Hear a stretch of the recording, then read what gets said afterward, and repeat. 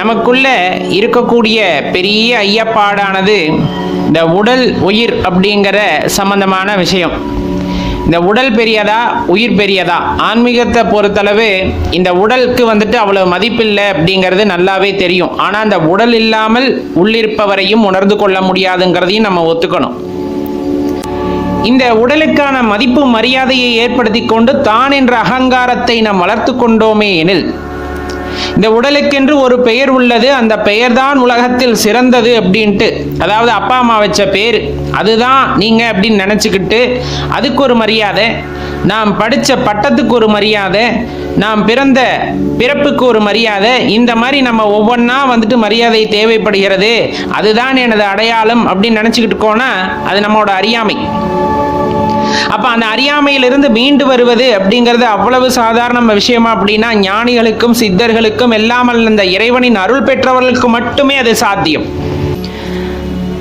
எண்ணங்களை கட்டுப்படுத்துறது அப்படின்னா அவ்வளவு சாதாரண விஷயமா அப்படின்னா கட்டாயமாக கிடையாது.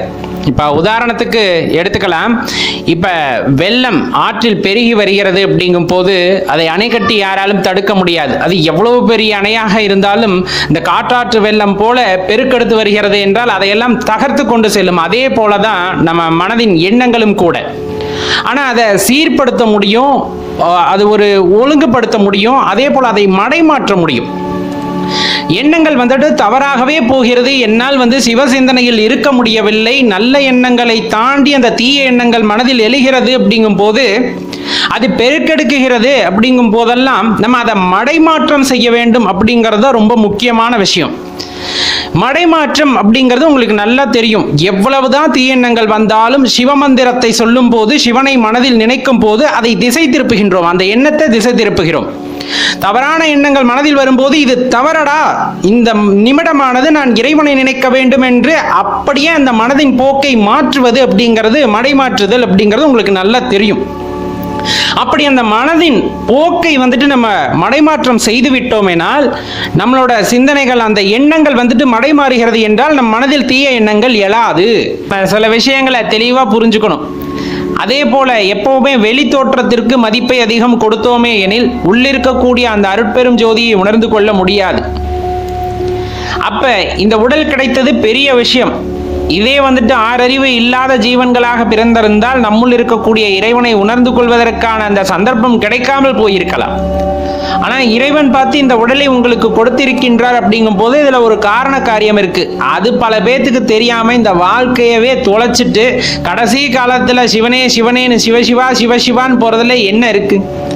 ஆரம்பத்தில் இருந்தே இந்த உடல் எதற்காக கொடுக்கப்பட்டதுன்னு தெளிவா தெரிஞ்சுக்கிட்டு இந்த உடலை பேணி பராமரிப்பதுடன் சேர்ந்து ஆத்ம பலத்தையும் அதிகப்படுத்தி கொண்டு உள்ளிருக்கக்கூடிய அந்த அருட்பெரும் ஜோதி அந்த பேராற்றலை நாம் உணர்ந்து கொள்வதற்கு முயற்சிகள் செய்யாவிடின் இந்த பிறப்பெடுத்து என்ன பலன்? நம்ம எடுத்ததுமே மனசை கட்டுப்படுத்துங்க அப்படின்னா அது வெடிச்சு சிதறிடும். முதல்ல இந்த மடைமாற்றம் அப்படிங்கிறத நம்ம எப்பவுமே கத்துக்கணும். நல்ல எண்ணங்கள் வந்து கொண்டே இருக்கிறதா, அந்த எண்ணங்களை எல்லாம் குறுக்க வேண்டும், அப்படியே குறைக்க வேண்டும். எண்ணங்களை பல எண்ணங்களை ஒரு எண்ணத்தில் கொண்டு வருவது அப்படிங்கிறதே பெரிய விஷயம் ஆரம்ப காலகட்டத்தில். அப்ப நல்ல எண்ணங்கள் வரும்போது அதை படிப்படியாக குறைத்து ஒரு எண்ணத்தில், அதாவது இறைவனின் மீது மட்டும் சிந்தையை நிறுத்தி அந்த எண்ணத்தை வலுப்படுத்துவது அப்படிங்கிறது மிகவும் சிறப்பான செயல். சில பேர் முயற்சி செய்யும் போது பார்த்தீங்கன்னா நிறைய தீய எண்ணங்கள் வந்துகிட்டே இருக்கும். இதெல்லாம் நம்மளைய சோதிக்கிறது, உன்னால முடியுமா அப்படிங்கிறது மாதிரி இந்த மனசு என்ன பண்ணும், நிறைய தீய எண்ணங்களை உண்டாக்கிக்கிட்டே இருக்கும். அந்த தீய எண்ணங்களிலிருந்து நல்ல எண்ணங்களுக்கு நம்மை மாற்றுவது அப்படிங்கிறது இறைவனின் செயலால் மட்டுமே முடியும். இறைவனை பற்றி நினைப்பது, இறைவனை பற்றி பாடுவது, இறைவனை பற்றி புகழ்வது, இந்த மாதிரி விஷயங்களால் மட்டுமே அந்த எண்ணங்களை திசை திருப்ப முடியும், மடைமாற்றம் செய்தல் முடியும் அப்படிங்கிறது. எல்லாத்துக்குமே ஒவ்வொரு குறிக்கோள் இருக்கு இல்லைங்களா? இயல்பா பேசுறது, நீ எதுக்கு பிறந்தன்னு தெரிஞ்சுக்கோ, உனக்குன்னு ஒரு காரியத்தை இறைவன் கொடுத்திருப்பார், இப்படி நிறைய சொல்லுவாங்க. நீ இந்த சமூக சேவை செய்யணும், நீ இந்த சாதனை பண்ணணும், அந்த சாதனை பண்ணணும், இந்த மாதிரி ஒவ்வொன்றையும் சொல்லுவாங்க. எல்லாத்துக்குமே கொடுக்கப்பட்டிருக்கின்ற ஒரு வேலை, எல்லாத்துக்குமே கொடுக்கப்படுகின்ற அந்த அற்புதமான வாய்ப்பு அப்படிங்கிறது உன்னில் இருக்கக்கூடிய என்னை உணர்ந்து கொள் அப்படிங்கிறது தான். அதை தவிர மற்ற எல்லாத்தையும் முயற்சி செய்கிறோம், அதை விட்டுட்டு மற்ற எல்லாத்தையுமே தேடுறோம். புகழுக்கு அடிமையாகின்றோம், பொருளை சேர்க்க ஆசைப்படுகின்றோம், எல்லாத்தையும் சேர்த்து வச்சால் ஒரு நிமிஷத்தில் அழிஞ்சு போயிடுது. நீங்க வந்துட்டு கோடி கோடியா பணத்தை சேர்த்தாலும் ஒரு வினாடி பொழுதில் அது பயனற்றதாக விடுகிறது. நீங்கள் சேர்த்த பொன்னும் பொருளும் உன் இறுதி நிலையில் வந்து நிற்பதில்லையே. எத்தனையோ பேர் பாடிவிட்டனர், எத்தனையோ ஞானிகள் சொல்லிவிட்டனர், நீ என்ன சேர்த்தாலும் இறுதியில நீ போகும்போது உன்னோட எதுவுமே வராதுன்னு அவ்வளவு அப்பட்டமா சொன்னதுக்கு அப்புறமும் நம்மோட அகங்காரத்தின் காரணமாக எதற்கு உயர்ந்த மதிப்பை கொடுக்கின்றோம்?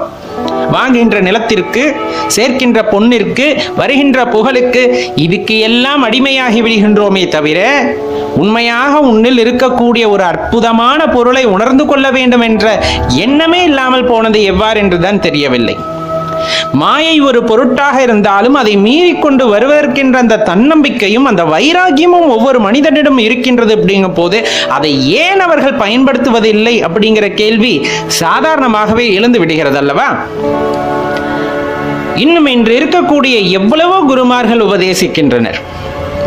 வாழ்க்கை அப்படிங்கிறது இந்த முறை கிடைச்சிருச்சு, இன்னும் ஒரு முறை கிடைக்குமா அப்படின்னு கேட்டா யாராலையும் உறுதியிட்டு சொல்ல முடியாது.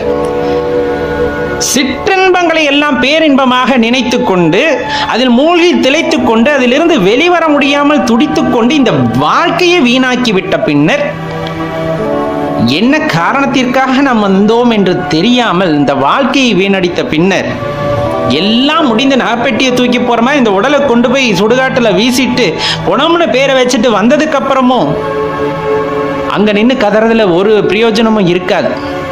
நல்லா யோசிச்சு பாருங்க, ஒரு ஆறு அப்படியே பயங்கர வேகத்துல வந்துட்டு பாய்ந்து கொண்டு வருகிறது அப்படிங்கும் போது ஒரே அளவில் அது கடலுக்கு போகும்போது பயங்கர சீற்றத்தோடு போகும்.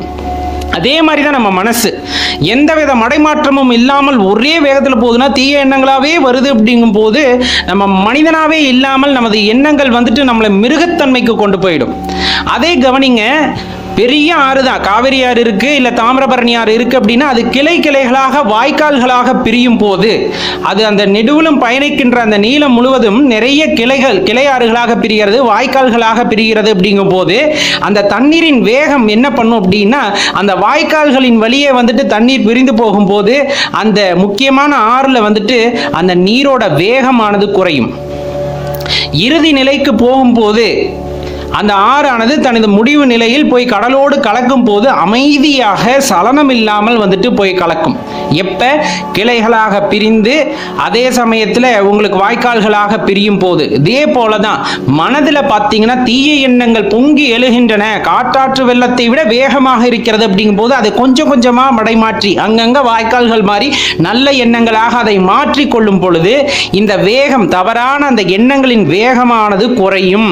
ஒரு காலகட்டத்தில் ரொம்ப நிதானமா யோசிக்கக்கூடிய மனதானது நமக்கு ஏற்படும்.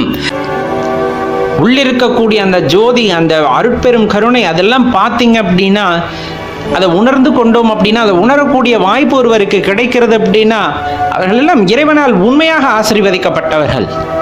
ஆனால் பெருமுயற்சி இல்லாமல் அது நடப்பதில்லை.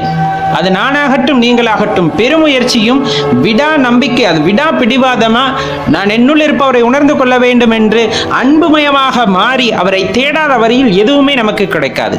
அதற்கான சந்தர்ப்பங்கள் எதுவும் வாய்க்கப்பெறாது. அப்ப முயற்சி என்பதை நாம் செய்ய வேண்டும். உட்கார்ந்த நேரத்தில் 1 மணி நேரத்தில் எனக்கு எல்லாம் கிடைக்கணும்னு நினைக்கும் போதே அந்த இடத்துல நம்ம தோத்து போயிடுறோம். கால நேரங்களை பற்றி எண்ணாமல் என் பணியை நான் செய்கின்றேன், என்னுள் இருப்பவரை உணர நான் முயற்சி செய்கின்றேன் என்று தொடர்ந்து நாம் முன்னேறும் பொழுது, நாம் அதை பயிற்சி செய்யும் பொழுது கட்டாயமாக இறைவனின் அருளானது உங்களுக்கு கிடைக்கும். சாட்சாத் அந்த பரமேஸ்வரனை உங்களுக்கு குருவாக இருந்து வழிகாட்டுவார். திக்கற்றவர்களுக்கெல்லாம் என் தெய்வம் தான் ஐயா தெய்வம். திக்கு தெரியாமல் நின்று கொண்டிருப்பவர்களுக்கெல்லாம் வாழ்க்கையில் ஒரு ஒளியை காட்டுவதே மேஸ்வரன். அப்படிப்பட்ட கடவுள் நீங்கள் உங்களை உணர்ந்து கொள்ள முற்படும் போது அதற்கான வழியையும் காட்டுவார். அவர் கண்ணிமைக்கும் நொடியில் இந்த உலகம் வந்துட்டு பரபரத்து போகின்றது, பல காலங்கள் ஓடி போகின்றது. அதில் ஒரு சின்ன பகுதி நாம் ரொம்ப அதை வந்துட்டு அளவிட, இப்ப அணுவின் அளவை அளக்க முடியாதுன்ற அளவுக்கு இந்த பிரபஞ்சத்தில் நீங்கள் ஒரு சொல்லக்கூடிய அளவிலான பொருளே அல்ல. ஆனால் உங்கள் மனதில் அந்த அன்பு மிகும் பொழுது உங்களது உள்ளத்தில் அவர் தோன்றுகின்றார், உங்களுக்கான வழியை காட்டுகின்றார் என்றால் அவர் எப்படிப்பட்டவராக இருக்க வேண்டும், அந்த பராபரம் எப்படிப்பட்டவராக இருக்க வேண்டும் யோசிச்சு பாருங்க. அந்த இன்பத்தை அனுபவிக்காத வரையில் அதை பற்றி கூற முடியாது. ஞானிகள் பல பேர் சொல்லிட்டு போயிருக்காங்க, யோகிகள், ஞானிகள், சித்தர்கள் எல்லாமே. நிறைய சூட்சமமாக சொல்லி போயிருக்கிறார்கள். பரிபாஷையின் மூலமாக நிறைய சொல்லிவிட்டு சென்றிருக்கிறார்கள்.